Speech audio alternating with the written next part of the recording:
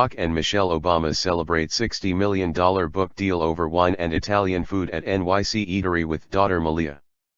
Barack Obama was back in the Big Apple on Thursday night, and used his visit as an excuse to stop by his favorite restaurant for a little wine and a lot of Italian food.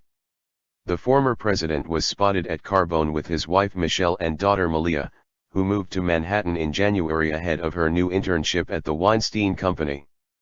Barack could be seen enjoying a glass of red wine and chowing down on the $49 double lamb chop at the Michelin-starred Italian joint, while Michelle opted for a bit of white wine with her meal and 18-year-old Malia was stuck with water. There was plenty of reasons to celebrate too, approximately $60 million according to one report, which claims that is the amount Barack and Michelle have secured for the global rights to their upcoming memoirs. The money should help the Obamas, with Barack recently out of a job and Malia the only member of the family who has a job at this time. Sasha meanwhile is still attending high school in Washington, D.C., which is why she could not join her parents and sister for their Manhattan dinner party. Barack has made a habit of visiting Carbone when he is in the city, previously swinging by with his daughters in July of 2015 while he was in town for a fundraiser with Sasha. Due to the fact that Barack was the commander-in-chief when the visit occurred, the area around Carbone was slowed to a near standstill due to the presence of Secret Service. Malia was working in the city at that time, with the motivated teenager electing to spend the summer between her junior and senior year at Sidwell Friends working on the set of Lena Dunham's HBO series Girls. Carbone was just the start of what might have been one of the greatest weekends a father could plan for his girls, with Barack then taking the girls on a private tour of the Whitney and scoring the group Hamilton tickets for the following day. Barack and the girls came with an appetite that night too, ordering the restaurant's famed veal parmigiana, crab cakes, a porterhouse for two, spicy rigatoni alla vodka, meatballs, lobster ravioli, and a bottle of Fenacchio Barbaresco. And while the food, which is carefully crafted by co-chefs Mario Carbone and Rich Torrisi, is some of the best in the city, it does come at a bit of a cost.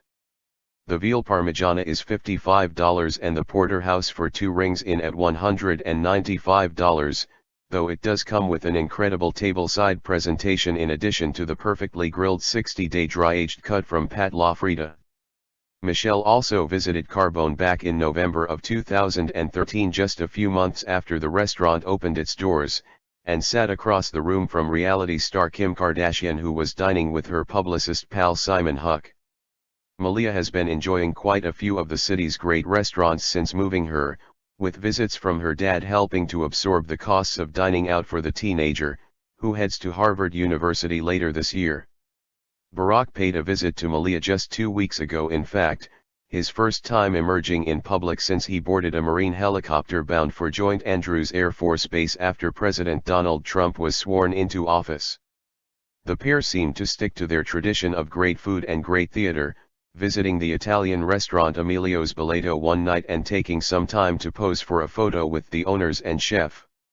Later that week, the two caught Mark Ruffalo, Danny DeVito, John Turturro, Tony Shalhoub, and Jessica Hecht in the Broadway revival of Arthur Miller's The Price. It was the Monday after that trip that news broke of Barack and Michelle's staggering book deal. Just a few hours after multiple people with knowledge of the joint publishing deal told the Financial Times that bidding had surpassed $60 million, the New York Times reveals that the couple had inked a deal with Penguin Random House. It was Penguin who appeared to have the slight edge in the battle for the books, having published Barack's 3 previous titles. "We are absolutely thrilled to continue our publishing partnership with President and Mrs. Obama," the chief executive of Penguin Random House, Marcus Dowell, said in a statement. "With their words and their leadership, they changed the world, and every day, with the books we publish at Penguin Random House, we strive to do the same." Dowell then added, "Now, we are very much looking forward to working together with President and Mrs. Obama to make each of their books global publishing events of unprecedented scope and significance."